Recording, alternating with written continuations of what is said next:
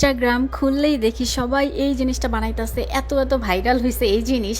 তো আমি চিন্তা করলাম আমার কাছে যা যা আছে, মানে অল্টারনেটিভ যেটা আছে সেটা দিয়ে আজকে এই রেসিপিটা ট্রাই করব। তো আমি একটা গাজর নিয়ে নিয়েছিলাম, মানে মাঝারি সাইজের, সেটাকে অর্ধেকের একটু বেশি পরিমাণে নিয়েছি। আর পেঁয়াজ এরকম বড় বড় করে কেটে নিয়েছি, আর কয়েক টুকরা রসুন নিয়ে নিয়েছি।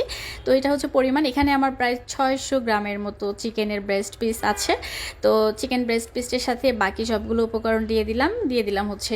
দুইটা তেজপাতা, আর 8-10টার মতো গোলমরিচ এবং স্বাদ মতো লবণ। আর পানিটা দিয়ে দিচ্ছি এমনভাবে যেন মুরগিটা সিদ্ধ হয়ে যাওয়ার পরেও অল্প কিছু পানি অবশিষ্ট থাকে। তো এবারে মিডিয়াম আছে, এটাকে জাল করে নিতে হবে এবং সিদ্ধ করে নিতে হবে। মাঝে মাঝে একটু ঢাকনা খুলে নাড়াচাড়া করে দিয়ে দিতে হবে। আর নাড়াচাড়া করতে করতে এবং এটা জাল করতে করতে একটা পর্যায়ে দেখা যাবে যে খুব সুন্দরভাবে সিদ্ধ হয়ে এরকম মাংসগুলো গা থেকে খুলে খুলে আসবে, আর অল্প পরিমাণে পানি থাকবে। তো এ পর্যায়ে আমি চুলাটা বন্ধ করে দিয়ে তেজপাতাগুলো উঠিয়ে ফেলে দিলাম, আর গোলমরিচগুলো রেখে দিলাম, কারণ আমি একটু স্পাইসি চাচ্ছিলাম। এরপর ওই যে পানিটা ছিল, এক্সট্রা পানিটা একদম গরম থাকা অবস্থায় আমি এখানে মেপে মেপে 3 চা চামচ পরিমাণে আগাড়া দিয়েছি। আগাড়া পাউডার যেটা, সেটা দিয়েছি।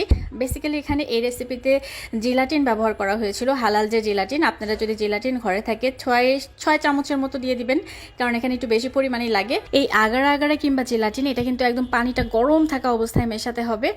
বেসিক্যালি আমার কাছে জিলাটিন ছিল না, থাকলে আমি আগার ব্যবহার করতাম না, কারণ আমি ট্রাই করে দেখতে যাচ্ছিলাম যে আগার পাউডার দিয়ে এটা হয় কিনা।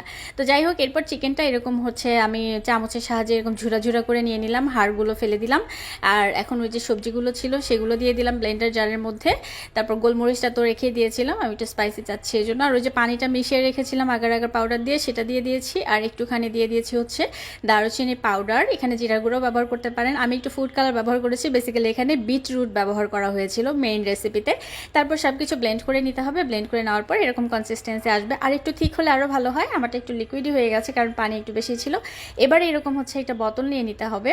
তো বোতলের শেপটা যার যার পছন্দ মতো, আমি এরকম 1/2 লিটারের একটা মামের বোতল নিয়েছি, আর একটা কোকাকোলার বোতল নিয়েছিলাম। তো উপরের অংশটা কেটে এরকম এর মধ্যে ঢেলে দিতে হবে। তো এবারে এটা হয়ে যাওয়ার পর আমি কোকাকোলার বোতলটা কেটে নিয়ে এর মধ্যে বাকি অংশটা ঢেলে দিলাম। বাকি মিশ্রণটা ঢেলে দিয়ে দুটোকে সুন্দর করে একটা প্লাস্টিকের র্যাপ দিয়ে আমি সুন্দর করে র্যাপ করে দিব। তো এভাবে র্যাপিং করে এটাকে সারা রাতের জন্য ফ্রিজে রেখে দিতে হবে। সারা রাত এটা ফ্রিজে থাকলে খুব সুন্দরভাবে কিন্তু সেট হয়ে যাওয়ার কথা। তো এই যে সকালবেলা আমি এটাকে নামিয়ে নিলাম ফ্রিজ থেকে। নামিয়ে নেওয়ার পর উপরে র্যাপটা খুলে ফেললাম। খুলে ফেলার পর দেখলাম যেটা জমাট বেঁধেছে কিনা, দেখলাম যে না, মোটামুটি ভালোভাবে জমাট বেঁধেছে। তবে জেলাটিন দিলে এটা খুব সুন্দরভাবে জমাট বাঁধতো। আমার কাছে জেলাটিন ছিল না। আপনারা যদি রেসিপি ট্রাই করেন তাহলে অবশ্যই জেলাটিন ব্যবহার করে এই রেসিপিটা ট্রাই করবেন, এতে করে না জিনিসটা পারফেক্টলি হয়। তো এই যে বোতল থেকে আমি একটা সাইড কেটে নিয়ে এভাবে বের করে নিলাম। বের করে নেওয়ার পরে এভাবে পিস পিস করে কেটে নিলাম। এটাকে মেইনলি চিকেন সালামি বলা হয়। আরো পাতলা পাতলা করে কাটতে হতো। আমি যেহেতু বাসায় বানিয়েছি এবং বাসায় খাবো, এই জন্য মোটা মোটা করে বানিয়ে নিয়েছি। আর বাইরে থেকে কেনাটা কিন্তু আমি দেখা যায় যে বাসায় এনে একটুখানি তাওয়াতে একটু ফ্রাই করে নেই। তো এটাও আমি ওই একই সিস্টেমে খাবো। বাইরের কান্ট্রিতে কিন্তু ওরা এটা তাওয়ায় দিয়ে ভেজে নেয় না, এটা এভাবেই খায়। তো যাই হোক, আজকের রেসিপি এই পর্যন্তই। কেমন লাগলো জানাবেন কিন্তু।